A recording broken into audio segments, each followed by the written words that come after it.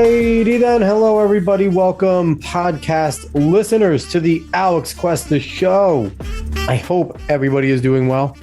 I'm doing fantastic. We are back for our weekly show. David, say hi to the people. Hola. Hola. David, how are you on this fine evening? Again, you really have to talk a lot after last episode. Why? Because you love small talk. Yeah, I'm doing all right. I pissed you off before this episode began, so I'm happy. You did. We'll definitely get into it in this episode. But again, everybody, hello. Before we get going into any of the important stuff, like, share, follow, subscribe, give us a rate on 5 stars on Spotify and iTunes, especially because I don't think any of the other places give you that ability. And also word of mouth. Tell everyone you know. We have this cool once a week show, and also the dailies going on. Lots of content being pumped out from the Alex Cuesta Show. And I think you'll enjoy it because while the week is very political, I think these shows, Dave, have been steering a little bit less political. So it's kind of giving a little bit of a break from the heavy politics, and also Positivity Monday, which I skipped this past Monday because I didn't do a show, but we have Positivity Mondays. So you kind of get 4 weeks of fucked up politics and me being an angry human. And then you get one day of me being a genuinely happy human. And then I get with David, and I think it's going to be a happy occasion. And it's usually not. Once we start talking, it usually gets unhappy. But again, spread it word of mouth. In terms of social medias, none of you cretins still deserve it. Just go search the Alex Cuesta Show. You will find it anywhere you can have a social media.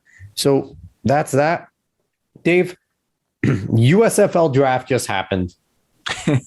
How are you feeling about this league? Our buddy who has an opinion podcast network, good friend Matt Santos, had a large issue with the draft setup. The draft is finishing or has finished today. Yes. It was a 2-day draft. Again, today's the 23rd. We're going to release this on Saturday. We record, yada, yada. We went over this already. You people know. Anyway, but the draft is completed. How do you feel about the prospects of the USFL lasting past week 5? I don't know. I mean, do I think it's going to be some masterpiece? No. But I am interested to see how it goes because, listen, you're not going to know most of the names in this draft no matter what. So not knowing who's on what team doesn't matter at this point. What does matter, though, is the product that they're going to put on the field and the rules they're going to implement. I don't know too much about what that's going to be because I don't think they've put out their full rules list and the changes to what we'll see from like NFL play and college play. Yep. But that's what's going to make this fun. A little plug here. Today on the Play Action podcast, good buddy of Opinions Podcast Network as well, Will Gethard, Colton Gesser. They had on one of their friends of the show, which is pretty awesome, Dean Blandino.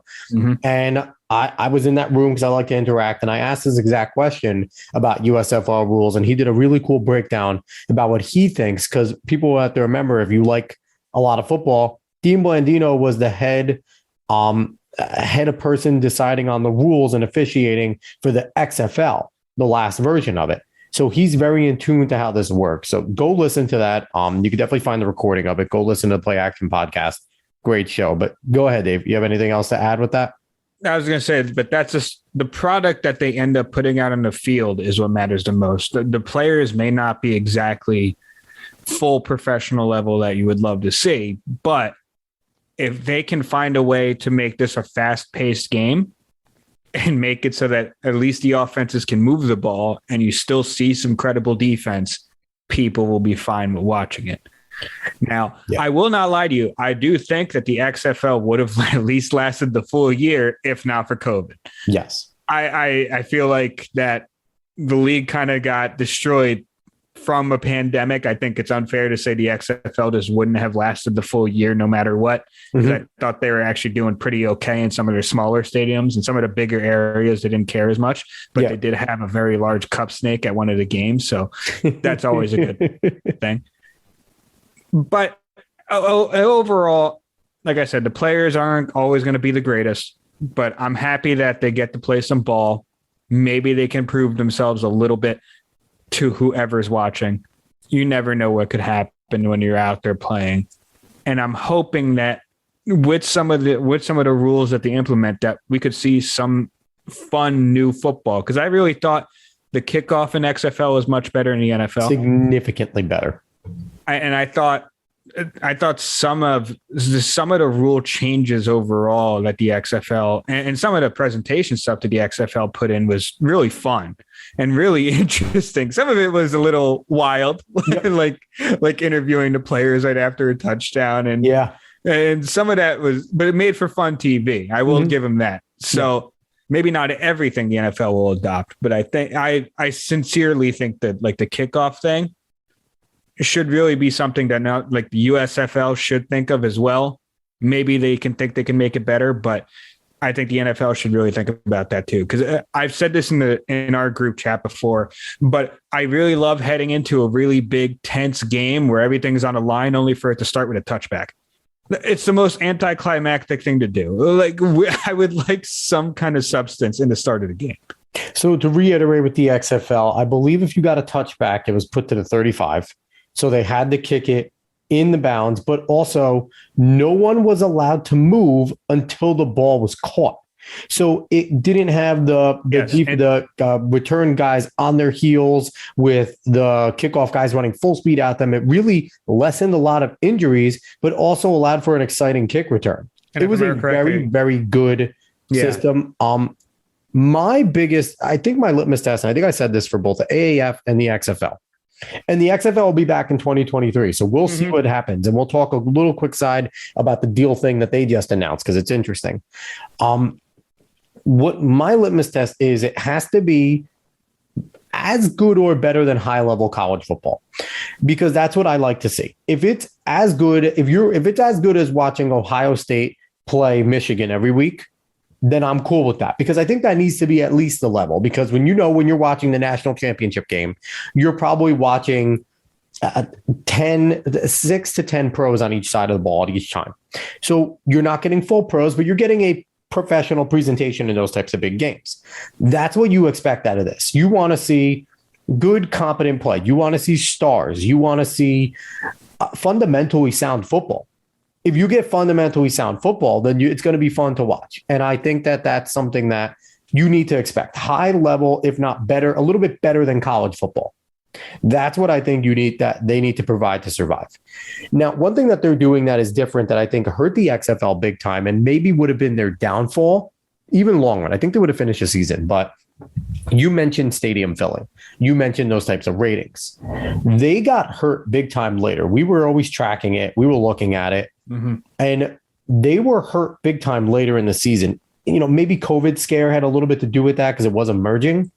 But the larger markets, your LA was fucking terrible. New York was terrible. They did not care about football. And it showed also in the stadiums. They were trying to fill up, East Rutherford. They were trying to fill up MetLife. They were trying to fill up.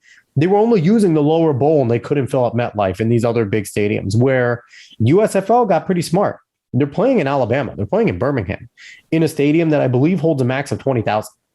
So they're hedging their bets, and it's $10 tickets. I think you said that a few times, Dave. Yes. So they're hedging their bets that they could sell 20,000 $10 tickets and that they can fill up the stadium. And if you ever heard 20,000 people, it can get loud. It can get exciting.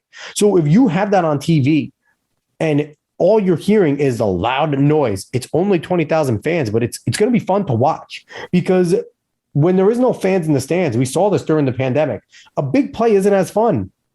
It's awesome. The athleticism is great. Outside of the UFC, where you heard them getting knocked the fuck out of each other. Outside of that, and there were some cool times in football where you heard big hits, when you heard guys in the NBA curse and drop N-bombs at each other left and right. That was fun stuff, but it wasn't what you wanted. Where now when the NBA's back, even the All-Star game, just watching Steph Curry drain 16 threes, the All-Star game is a joke, but the crowd reaction to that makes everything. And when you can get 20,000 fans rocking. And Alabama, I think, has no horse in this race either. So it's really cool that I think it's a good idea for their part. And they have a TV deal. So we're going to see how good it goes. Like you said, ultimately the product has to be good. Another quick aside, Dave, before we get into the main topic. We mentioned the XFL. The XFL, their de facto commissioner, Garcia, I think it's Danny Garcia, I think is his name or something like that. I know the last name is Garcia. I might be making up the first name. I need a research guy. Dave, we need a research guy. Maybe you'll be the research guy. But he announced that there is an agreement between them and the NFL. It is not a D-League agreement. It is not a player transfer on the fly agreement, but it's kind of if you want to test out some different rules, if you want to test out some different facets of the game outside of player trading, the XFL is willing to take on some of this stuff. So, a Skycam has been tested forever. If the NFL really wants to put out their version, they're going to do it in the XFL first. If the NFL wants to test out new pass interference rules, we'll see it in the XFL first. And high levels of enforcement of certain things. So that's a pretty cool thing. And I think equipment sharing is also a part of it, where if they have certain technologies for safety or things like that they want to use, the XFL will get it first, which if I'm a player, I'm a little bit edgy about, because it's like I'm a guinea pig for safety. But at the same time, you're getting a chance to play pro football and put film out there. So I don't think you care that much. But I'm curious, Dave, and this is something I didn't think of the last 2 days, but I'm thinking of it now. How much was the USFL player pool affected by those who were already committed to going into the XFL pool and that know that there's a high chance or a guaranteed chance of them getting drafted by an XFL team? I don't know. Like your Johnny Manziel's, or even potentially, your Johnny Manziel wants to do any of that. But someone of that level, your Trent Richardson, your Josh Johnson, your people that have more name recognition, that played at a higher level school. Do you think that they maybe would pull themselves out of the USFL? It's a possibility. I don't know. It gets very difficult, mainly because that's a year out, and you have to see how the USFL does in the first place. Because honestly, some of these players could be playing in the USFL. It doesn't do well. It ends in 5 weeks, and then they can go and play for the XFL. So I don't know how much it really affected it at all. But it's interesting to think about. I just think it's a year out. XFL really hasn't said anything until just recently. Yeah. And the USFL has kind of been planning out this already. And yeah, I don't think it affected it too much, at least not greatly enough to really hinder USFL more than everything else in its way. And lastly, USFL put out all their uniforms. You looked at them, you showed us all them. What do you think of the uniforms just as a total, as a full package? I think they're all right. Seeing that on the field, do you think they're going to be okay? I think Pittsburgh's is terrible. I think they're the worst of the bunch. And I really like, who's the Breakers? I forget who the Breakers are. They're New Orleans. New Orleans. I love New Orleans uniform. We're going to be Jersey fans, New Jersey Generals. I said it looks like 1990s Rutgers. That's what I think of the New Jersey Generals. So it's okay.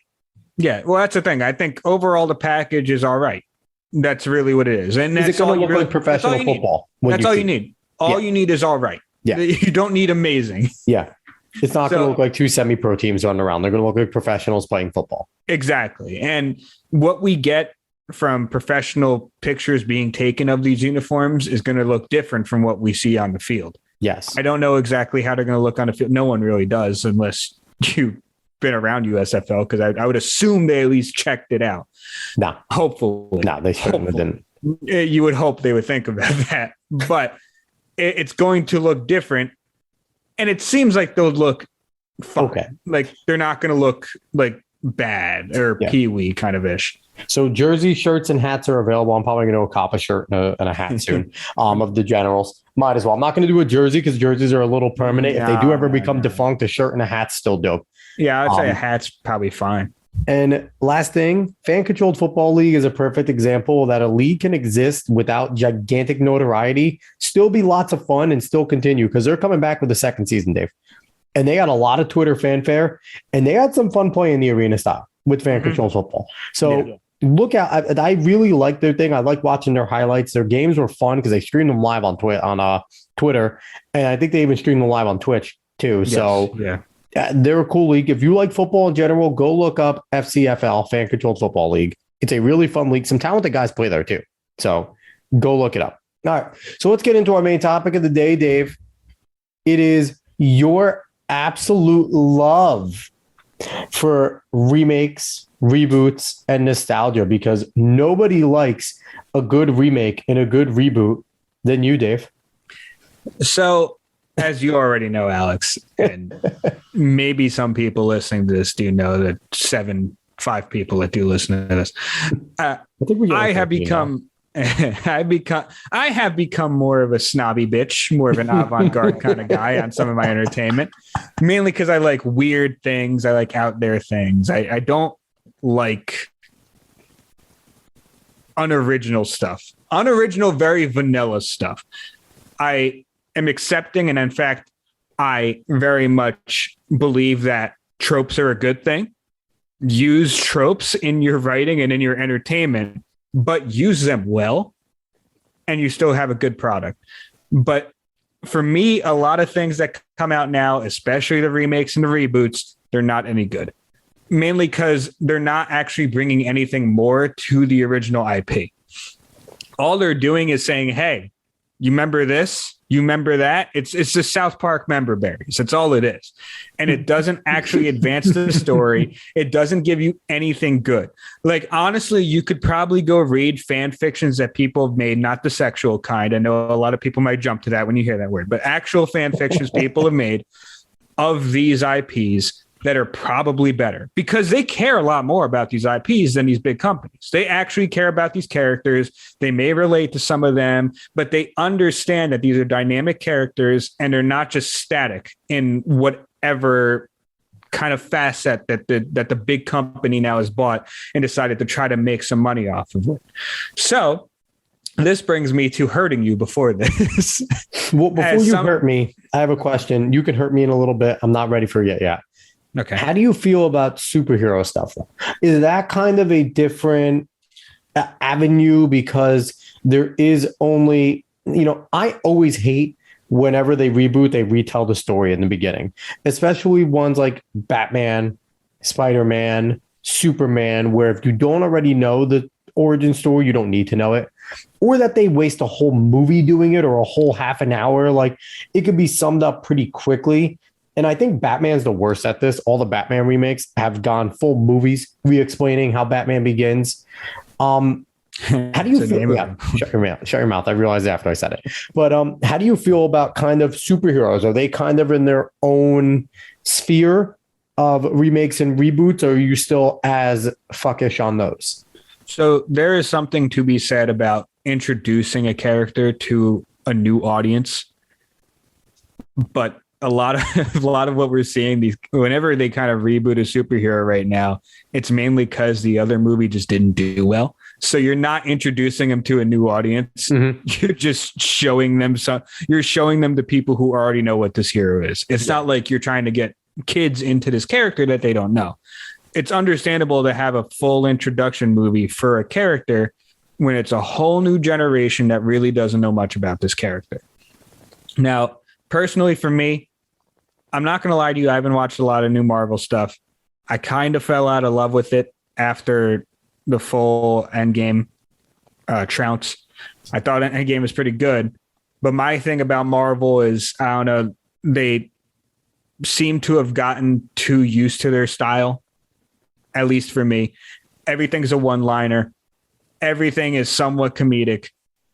Yes, there's some dramatic scenes, but it's always just a one-liner after it. I don't know. And I feel like it worked for some movies like Thor Ragnarok. I felt like he kind of needed that because Dark World was not good. No. He needed Ragnarok. He needed something fun. He needed to be a good character again. And I think it worked there. I think it really saved a lot there. I think Guardians of the Galaxy really worked for, but I don't think it works for all of Marvel as a whole. Now, like I said, I haven't watched a lot of new stuff, so maybe they changed up a lot more, and you could tell me that if you want to, and that's fine. But that's kind of a part of the superhero thing that worries me, at least Marvel-wise. DC-wise, unless it's Batman, they don't know how to do it anymore. They took a good step at Wonder Woman in the first one, and I never watched the second one. I was thinking about it, but after hearing all the reviews, and it's not just, oh, it's not good, it's atrocious.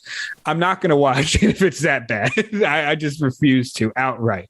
So DC has a lot to do. Well, the second Suicide Squad I've heard is kind of carrying the mantle right now. I heard it was great good. things, not just good, great things. I heard it was great. Yes. But that's another thing for me, though. It's just like, I don't know why it would be up to me to forgive a studio for doing so badly in their first go around. The only reason I would is because Margot Robbie was so brilliant as Harley Quinn. Just to see to see the studio get it right for Margot Robbie would make me happy, because she is the embodiment of Harley Quinn. Just like, she was born to be Harley Quinn, just like Robert Downey was born to be Iron Man. There's some people that are just perfect. Mm-hmm. And I am happy that they realized that it's not worth putting another quote unquote bigger star like Will Smith in the front of it when you have somebody who's so charismatic and fits the role so well as Margot Robbie, and just kind of made her the it factor. And, and I heard Birds of Prey was actually a good movie. It didn't get the fanfare, but I actually heard it was a good movie. Again, carried by Margot Robbie as Harley Quinn. So it seems like DC has something there now. I hear what you're saying. And if you want to talk about the Marvel stuff, I've talked to you plenty of times that WandaVision is an absolute masterpiece. And it does completely step out of that realm. It does completely step out of that, because it shows Wanda Maximoff and her power. And she's a very serious person anyway. So seeing her stepping out of her skin a little in the sitcom way of the different eras, and watching Elizabeth Olsen kind of, do her thing and be a little more of an actress than kind of the Sarkovian, stoic. Mm-hmm. Mm-hmm. It was definitely a different step. I do have to say Loki, it's kind of caught in that, because that's what Loki is as a character. He is a lot of the sarcasm, but again, it explores a little more depth into Loki. Yeah. And Owen Wilson's character is amazing. It's worth watching just for Owen Wilson. Yeah. So I think that Marvel kind of understands your gripe. I'm not going to lie, because Eternals, apparently I've seen mixed reviews on Eternals. I've seen really good and I've seen really awful. Mm-hmm. I'm going to watch it and make my own decision, because I love superhero movies and it looked great. Just from the previews, just the action wise looked really good. And there's a lot of really good actors and actresses in that. Yeah. So I'd give it a chance. But it looks like they kind of went in that direction. Hawkeye, our father loves Hawkeye, and our father is a pretty tough critic when it comes to certain things. If it sucks, he'll tell you it sucks. Mm-hmm. He really liked Hawkeye. I haven't watched it yet. But again, they're bringing back Guardians. You're going to get that style again with Guardians in 3. And Guardians has been one of the ones that's been very, very good for Marvel. But Dave, I think they're kind of hearing you. And I think they understand that they need to take a little more chances and do a little bit of different things. And I think WandaVision kind of confirmed that for them, that they can take those chances and get wide success, rapid success. So I think your faith is going to be, I think you're going to be rewarded in your criticism. I think Marvel kind of gets it. As long as they don't go super woke, they'll be all right. Yeah. Well, and that's the thing, is just like, it's called phase 2. You got to switch things up a little bit. And I just want to make it clear to anyone that's listening, I'm not disparaging you for liking these movies. Like, no, he hates you. I opened this with saying I'm a snobby bitch. So you certainly are. But what brings us talking about this, because this is not really about Marvel. This is not really about DC. It's not really about any of that right now. What made me want to talk about this is the new Amazon series coming out, The Lord of the Rings, Rings of Power.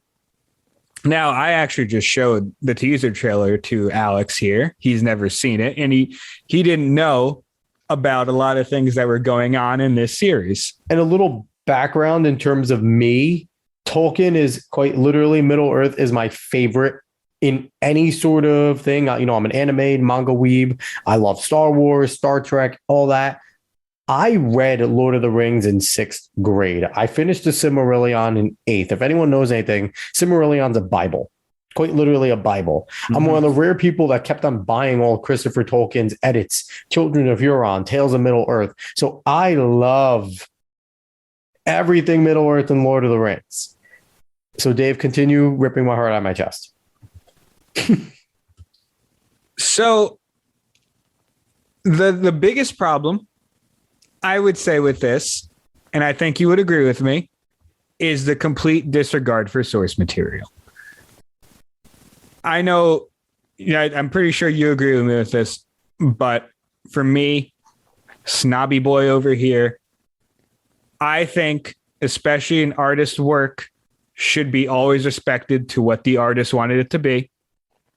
And it should be always always regarded in that way. You shouldn't really mess with it too much because it's their work. If they want to do it this way, you don't have to like it. It's still their work. They still want to finish it this way. They still want to do it that way.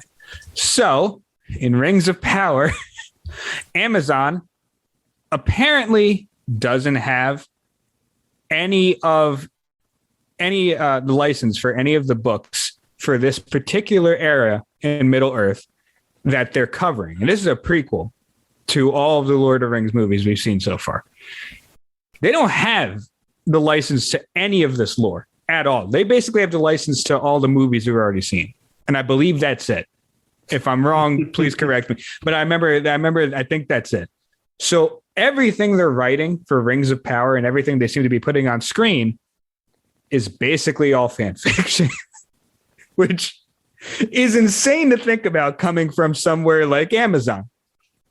Now, one of the big issues with this is the blatant disregard of source material. Tolkien wrote this very specifically, and I know you'll attest to this, but certain things, like certain races of characters, are only come in certain ways. Like dwarves, from birth to death, have beards. No matter what gender, they have beards. And elves, now you could correct me on this, Alex, but I believe all elves were pale-skinned. All elves were pale-skinned. There were wood elves that were darker skinned, but they were not dark. They were more like kind of my tone, an olive. They were considered dark. They were considered tainted, but they were never. The pale skins are more Casper. Yes, the pale skins are what you saw with, Legolas and Elrond and all of that group. Mm-hmm. There were high elves. Dave, just stop you. What annoys me is with this too is you talked about respecting kind of the source material, and it's J.R.R. Tolkien is the reason why we have fantasy. Obviously there was fantasy before that. Don't get me wrong, but the tropes that we see, the things that they follow now, there is no Witcher, which is currently having massive success. There is no Aragon. There is no Harry Potter. There is no Hunger Games. There is none of this. So basically, think of it this way: J.R.R. Tolkien. He's the Stan Lee. He's the Jack Kirby. He quite literally is the god of this genre. And to disregard his vast amount of works, Lord of the Rings is considered his greatest work and his most full work, with Hobbit being kind of like the kid version leading into it. But he has thousands upon thousands more pages and legends and lore for each race. Very well thought out. Very well done. And his son, Christopher Tolkien, has made sure to edit all of it in his father's vein and put it out perfectly. Mm-hmm. And the way that I was going into the assumption that they were using source material before this, similar to the way that HBO has been working with George R.R. Martin. Another one, Game of Thrones does not exist without Lord of the Rings. None of these ideas happen without Lord of the Rings. And, under the assumption they were working with source material from George R.R. Martin, you're getting this new prequel about the Targaryens. That is a book that was already written from George R.R. Martin. Obviously, liberties need to be taken when it's put to the screen. That is a granted and a given. And I believe that Christopher Tolkien probably refused to work with Amazon because they probably were not going to give him any say. And if you're not going to give the artist any say, it's when it always becomes fucked up. Mm-hmm. Perfect example was the Avatar, when M. Night Shyamalan just only did whatever the fuck he wanted with The Last Airbender. Mm-hmm. And it ended up being awful.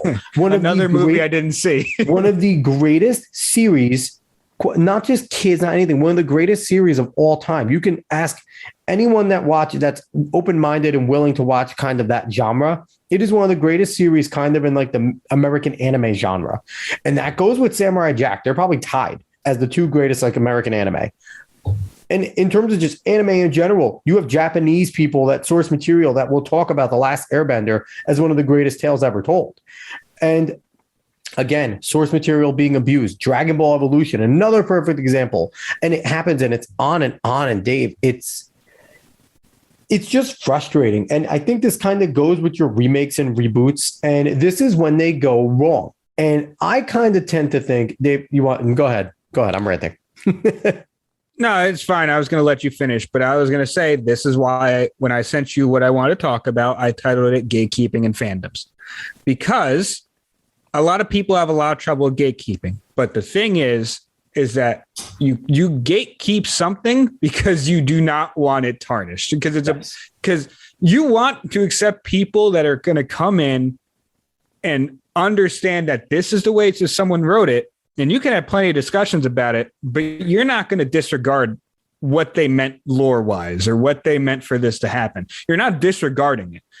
You might be having fun and adding things, but your additions only mattered to you.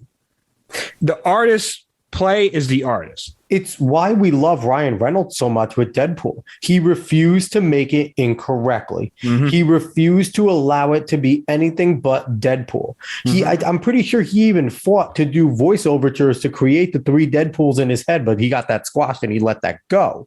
Because anyone that knows Deadpool knows there's like 9 Deadpools floating around. Well, yeah, there's the white text box and the yellow text box. Yes, and then there's just Deadpool's text box, and he's always arguing with himself. Deadpool's always at war with himself. That's kind of his internal struggle, makes him kind of a great character. But he was able to use his quips and his wit with Ryan Reynolds, and he brought Deadpool to life by fighting for Deadpool allowed to be Deadpool on screen with a rated R. Henry Cavill's another one with The Witcher. He's an absolute nerd. He knows exactly what The Witcher is supposed to be from the games and the books, and he fights for the character to stay as pure as possible. That is a huge ask, and especially considering the fact that he told NBC to kick rocks with Man of Steel because he was finishing a raid, because he didn't want to talk to him about Man of Steel, perhaps. Yeah. But it's like, we need more people like that to do these things. That's the thing, is you want people that are going to create, especially like movies off of certain works. You want people that actually know the product and enjoy the product to make it. Yeah. Most of the time it's people that don't know it, and they might enjoy it if they did know it, but they don't know it very well. And they're kind of working like loosey-goosey with it. And maybe they could make something good, but most of the time it's just not good because it's not actually following what was meant to follow there. Now, this brings me, because we didn't go over everything wrong with Rings of Power so far, just off the teaser trailer. I don't know if I want to continue, Dave. But one of a pretty big character is now a warrior. Would you like to talk about that? Not really, not particularly. So they fuck up Galadriel completely. One of the things about Galadriel is she is one of the most important characters as a high elf.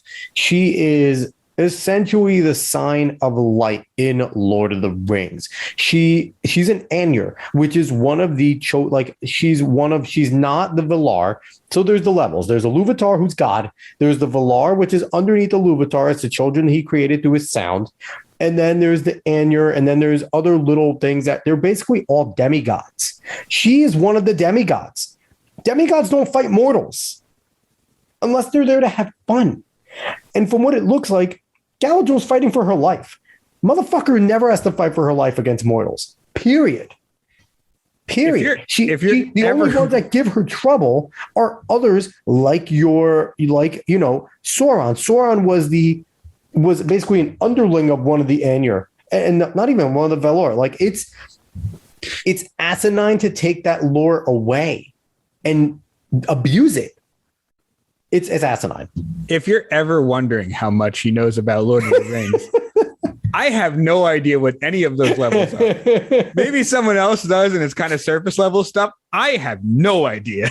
No, it's not. That's a Silmarillion breakdown. It's essentially the Bible breakdown. But if you don't understand these certain things, that a character like Galadriel was in the Silmarillion, the first works of J.R.R.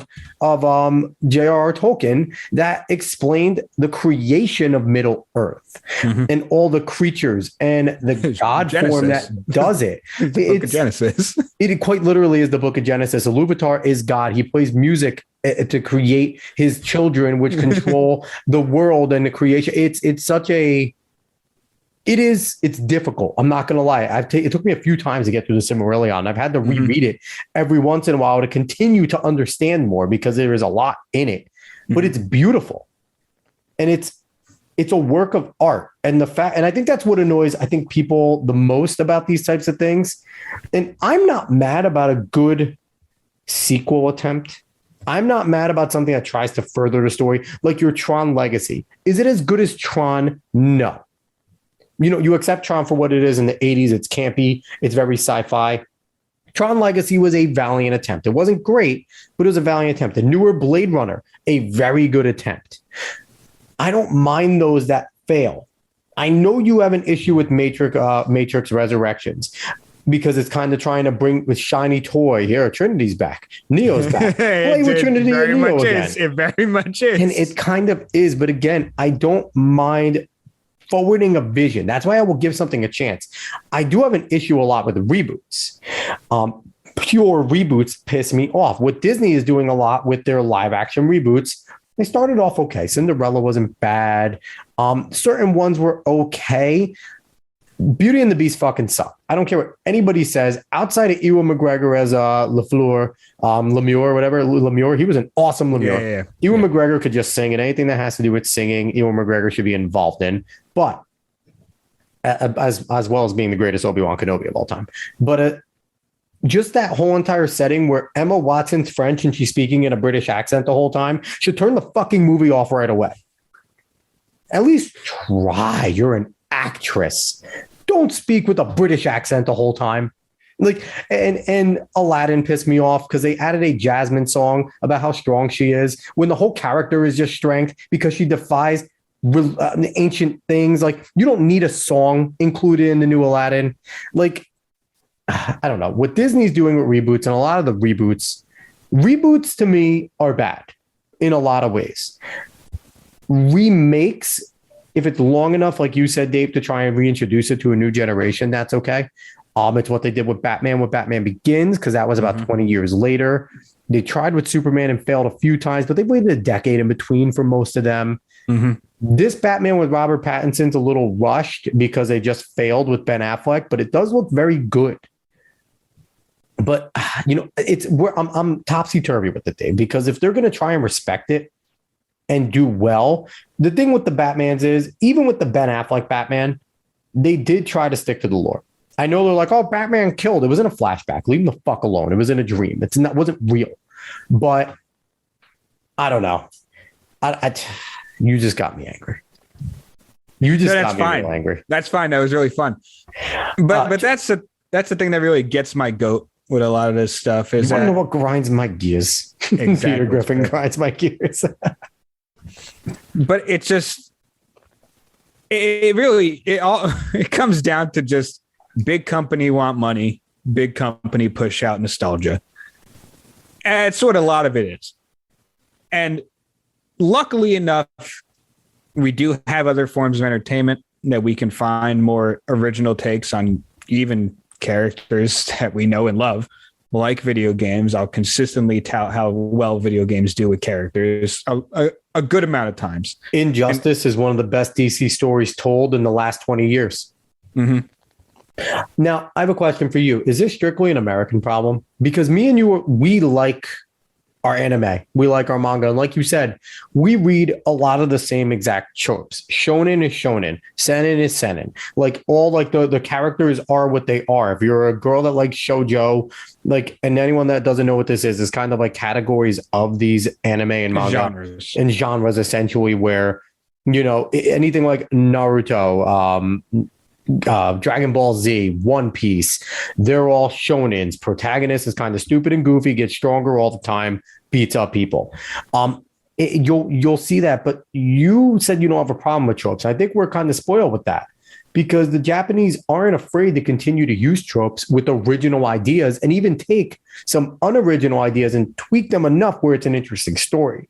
Is this strictly an American big studio problem where they'd rather give easy money than take a chance and do something legitimate?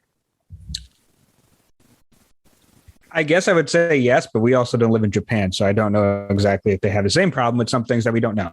They love Dragon Ball Z. It's come back after 25 years, and Dragon Ball Super is gigantic again. That's fair. I'm just saying, like, I don't know if they have some similar issues with just things that we don't know, because we only care about so much of that culture. Yes. So, but that is just a big issue in America, entertainment movie wise, and even show wise. It's just big company gives to make something just not creative. And I mean, that's why you saw Joker become so big, because it was an actually creative take on this character. Joker has been done so many times in movies and TV shows, but it just hasn't been done like that. We know he's going to be crazy. We know he's going to laugh. We know he's going to do certain things, but whether it was the cinematography, whether it was Joaquin Phoenix being absolutely insane and getting so into character, which is unbelievable, and whether it's just some of the ideas for scenes in that movie is just wild shit that they wouldn't put in something that they're trying to make vanilla. So, but that's why that became so big, because you had someone, I cannot remember the director's name right now, which is incredible. For which one again? For Joker. But you had looking that up. But you had someone that was willing to take risks on something. And actually, going completely off the superhero path, a movie that I loved was Uncut Gems with Adam Sandler. I don't know if you saw that, Alex. Yeah. I loved Todd Uncut Phillips was Gems. the director of Joker. Todd Phillips, thank you. But I loved Uncut Gems. One of the reasons why is because it was so different from other things that you're seeing today. Yes. It's such a dumb story. The synopsis is a New York Jewish man is way too into gambling. That's all it is. but it's done well enough. Adam Sandler acts his heart out in this, man. Like, genuinely fantastic job. And they know how to build up tension. They know when to put what scene where. They knew how to frame this and picture it all together so that it was an original story to be told.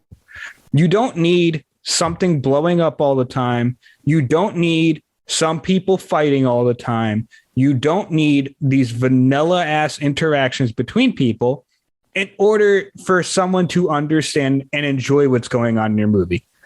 Sometimes it is best to completely bewilder your audience, because that makes them interested in what's going on. But right now, we just it's a curse of complacency. We're way too complacent with a lot of the things that we like to put out. And don't get me wrong, there is plenty of good stuff. But it just seems like there's so much in reboots and so much in just, they liked this last time. Let's just do something really, really basically the same. So, I don't know. I feel like it's difficult because we saw a big string of vampire stuff. We saw a big string of zombie stuff pop up at the same time. And it seems like they fall in love with a certain thing for a little while. They run it out its course. Walking Dead is still kicking, but I feel like Walking Dead and Fear the Walking Dead have fallen a little bit out of favor besides with the super faithful. They're not building a fan base anymore with any zombie stuff. Vampire Diaries, Twilight, even what's the one that I love? What's her face? Celine and Underworld. Underworld, still waiting for a new Underworld because the last one was good and set up a lot. But it's like we're waiting so long in between these things. I don't know, Dave. I don't know what the answer is. I don't think that they're going to stop doing this because it does sell. Yeah, no, yeah. But one thing, I guess we could say that kind of a saving grace is there is some creativity. Disney is still extremely creative with their animated movies. You know, Encanto is on in my house constantly, and I'm okay with it because it is a, you know, plot is decent. It's not a great plot. Honestly, not going to lie. The characters are interesting. The songs are good. Lin-Manuel Miranda is a genius when it comes to the songs. I know you kind of complain that we don't talk about Bruno as kind of your bland, you know, Spanish It's not exactly song. bland. It's not exactly bland. It's just I never said I dislike the song. I think it's a good song. But then there's other ones, you know. Different. That's different. We'll It's talk not, about that you know, and to me, with like that with thing, and then Raya and the Last Dragon was very good. They keep on coming up with original new concepts. Disney's ahead of the fray with that. But even, you know, but then we look at, again, they just rehashed Ice Age on Disney because Disney bought it. They just rehashed it. So again, it's what you're talking about there. But it's kind of, I don't know what the answer is, Dave. You pissed me off with Lord of the Rings. You succeeded to piss me off. Now, what do you think? We could jump back into the superhero thing for 1 second, though, because Marvel's about to enter into a weird world. A lot of their originals are aging out or they're done. I don't think Chris Evans is ever coming back as Captain America. Robert Downey Jr. is going to be done as Iron Man.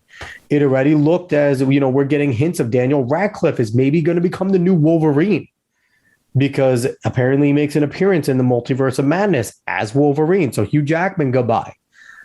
Tom Holland brought back, spoiler alert, Tom Holland, you know, if you haven't seen the new movie, there's potential for collaborations, but he is Spider-Man.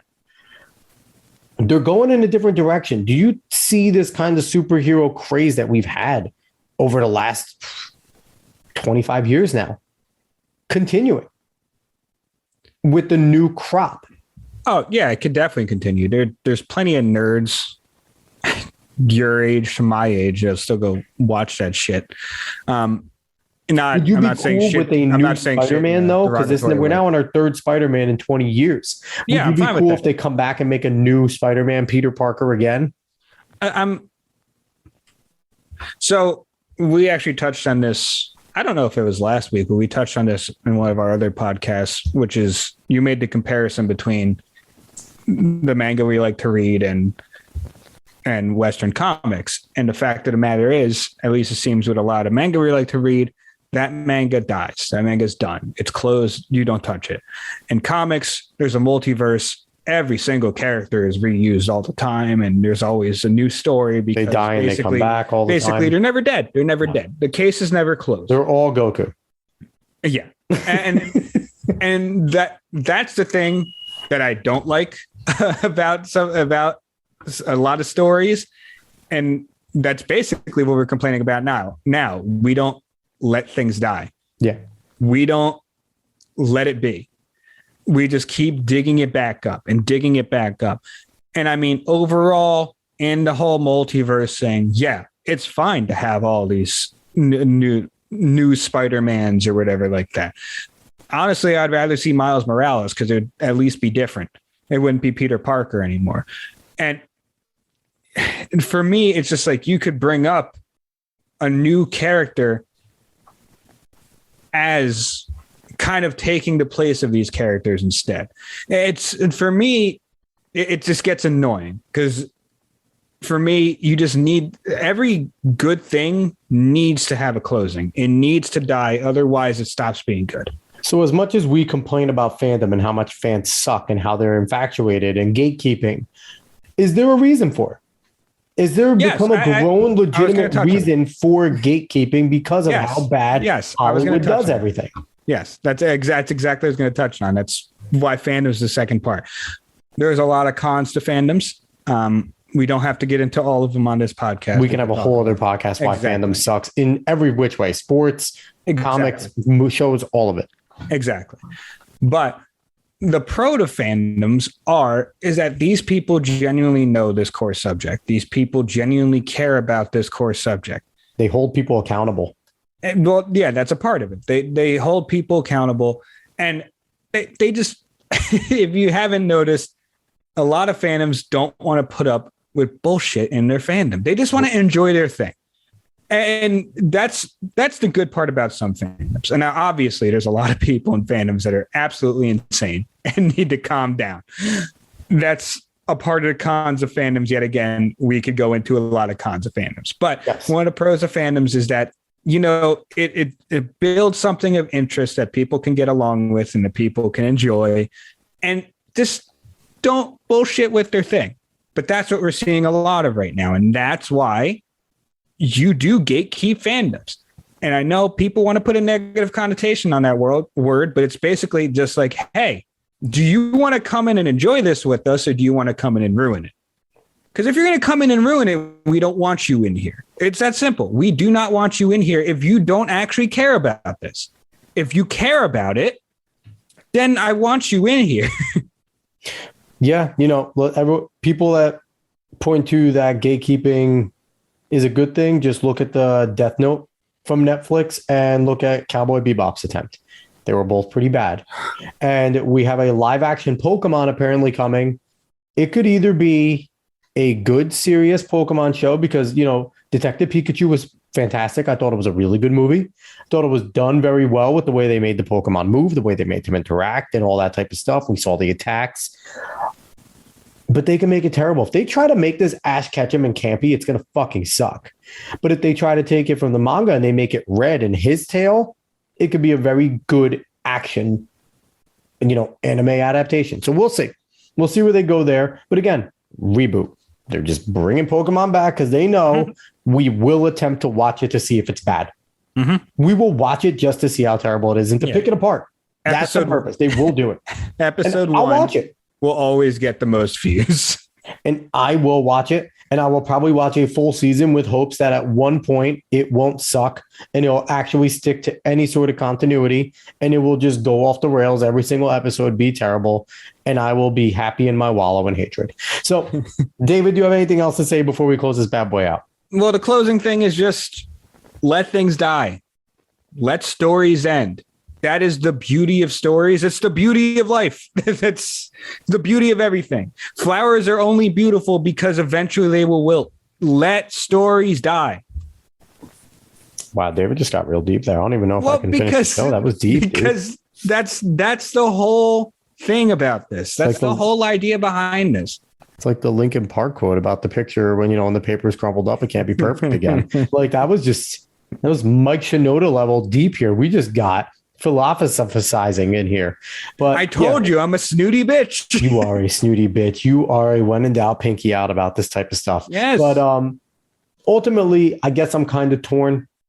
If you're attempting to forward the vision and you fail, I'm okay with it. Mad Max is a good example. Fury Road wasn't good, but it was an attempt to move the story forward. It wasn't trying to reboot it. It wasn't a good movie. Fury Road was great because of that guy in the truck with the fucking with the guitar going absolutely ape shit. That was one of the best things I've ever seen in But if you like Mad Max, it was not good. If you like the original Mad Max, it was not good. Yeah, but that guy made the whole movie. It was not a very good, rendition of Mad Max and all that made world. The whole movie. I don't care. But again, it was an attempt to further the story, so I'm not going to fault it. But if you're just remaking things to remake it for name only, like I think David would have been okay if Matrix came back and Neo had nothing to do with it. Like I think David would have been fine if it would have just Enter the Matrix was great because it had nothing to do with Neo. But let's end out the show. We can go another 7 hours on this. Mm-hmm. I ultimately I'm torn. If you want to do it right. If you're going to do it just for the money, fuck off. I guess that's where I am. So, but all right, everybody. Thank you for listening to this episode. I hope you enjoyed the limited to no politics, because if you did, I'm about to ruin your world right now. Russia invaded Ukraine. Ukraine should fight back. Western powers should join them. Fuck Russia. Okay, politics done. So if anybody, if you like what you hear on the show, like, share, follow, subscribe, rate us 5 stars on especially Spotify and iTunes. I think they're the only 2 places you can. Spread us word of mouth. If you just like the weekly show because we don't go super politics heavy all the time, do it up. Only listen to the weekly. But if you like listening to me break down articles and kind of give my opinion, David doesn't like doing that with me. He goes away every time. But, just come on and do that. Or do both. I don't care. Socials, Alex West the Show. Go search it. Go find it. And as always, everybody, we appreciate you listening. Dave, we'll be back next week, hopefully. Yes, we should be. All right. Unless something happens. Oh, God willing. All right. Everyone. Like I said, you got to let things die. We might be those flowers at the back end, Dave. We're the flowers at the back end. Morbid ending. So long, everybody.